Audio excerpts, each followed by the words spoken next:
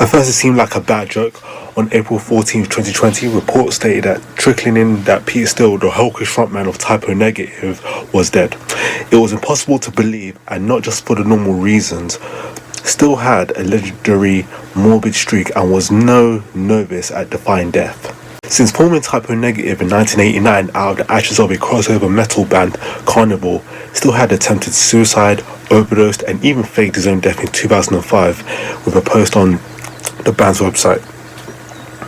He seemed like a gothic metal Keith Richards guy who would tempt fate over and live to tell the tale. But on April 14th, 2020, Steele, who had been sick in bed with the flu for a couple of days, died from an aortic aneurysm at the age of 48.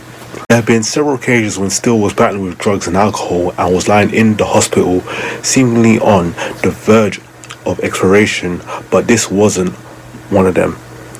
Just days before he died, he was proud about finally being clean and sober, and excited about moving to a place near Staten Island to start working on the follow-up to the band's 7th album, 2007's Dead Again. While Steele was clean and sober when he died, he abused alcohol and drugs, especially cocaine, for years, even though he was on medication for a heart condition known as atrial fibrillation, basically an irregular heartbeat.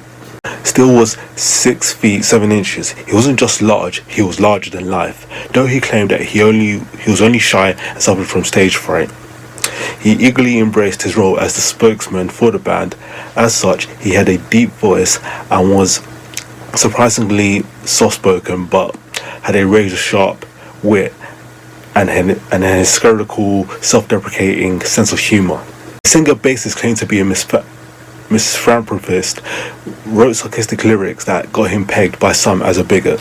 He repeatedly denied accusations, and those close to him insist that the misunderstandings were all part of Steele's bizarre sense of humor.